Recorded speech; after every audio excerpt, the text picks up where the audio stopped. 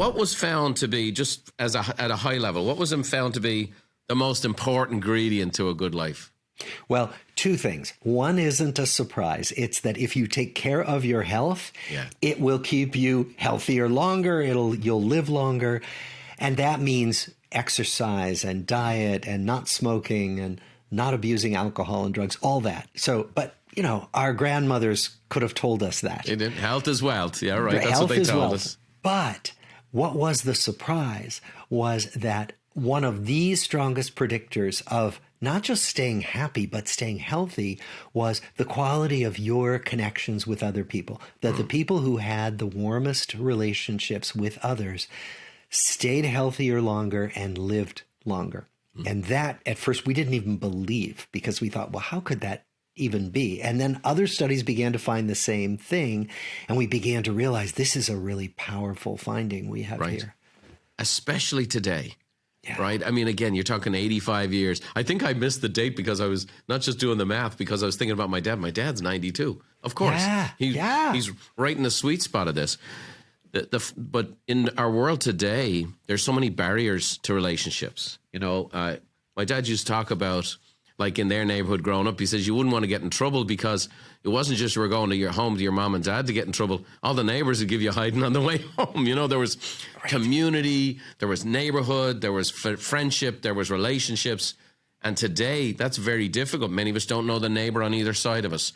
Many younger people have social media friends and not too many intimate friends. And so, you know, it wasn't just the quantity of these relationships, but ultimately the quality of these relationships that seems to be a huge factor. Yes. What we found is that warmer relationships really matter, and that people who are in troubled relationships, very troubled, like arguing all the time, those people have health that doesn't stay strong. But that people who have warm relationships, even if you argue, if there's affection, if there's respect, those are the relationships that keep us healthier. And in the study, you guys were regularly checking in with these guys all the way through their development, all the way through. How many of them are alive today? Well, the first generation. So first of all, we brought in their wives, and then we brought in all their children.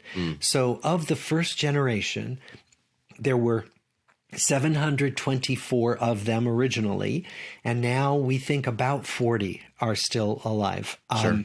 They're all in their late 90s or early 100s. And then, of course, the children are all baby boomers. So mostly in their 60s. Yeah.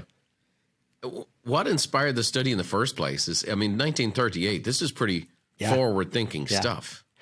Well, the Harvard Law School professor who started the inner city study was interested in juvenile delinquency. And he was particularly interested in why some children didn't become delinquents, how they stayed out of trouble. So that was his question.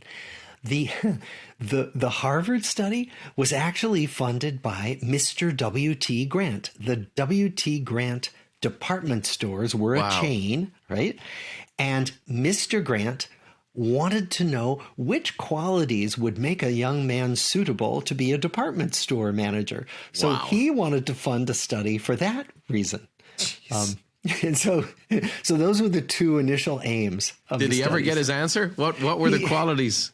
He never got his answer because the physicians at the Harvard Student Health Service weren't really interested in providing him with good department store managers. So he got fed up and eventually decided, I don't want to fund this anymore. And they had to go elsewhere for the funding. Yeah, well, like I said, there was lots of reasons those industrialists did things back in the day. For your sake, so outside of the good relationships, you know, one of the things I know the study brings up is this whole dynamic of social fitness. And I just think that's such a huge concept for today. You know, talk about this dynamic of social fitness and what it means.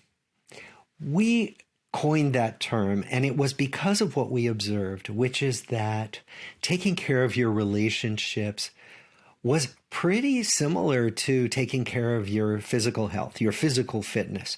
The idea is, you know, if I go to the gym today and work out, I don't come home and say, good, I'm done. I never have to do that again.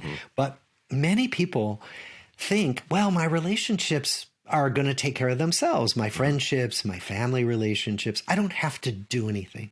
And what we found was that the people who had the best networks of relationships in their lives were the people who took care of them, who were really active, who reached out, who made plans with people, who invited people over to their houses, all of that.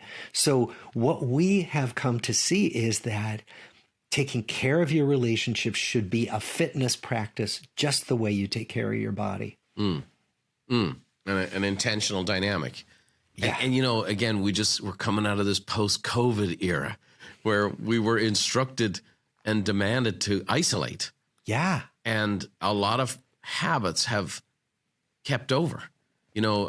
Church attendance is down 37% across North America and overseas, as I saw the same thing in Ireland when I was home recently. There's many clubs and affiliations are struggling. Yeah. And, we all found ways of coping. But I think, what you're talking about here is that this is much more serious. Like, this is much more significant. We have more stuff to fill up our time in isolation today, but I don't know that it fulfills us.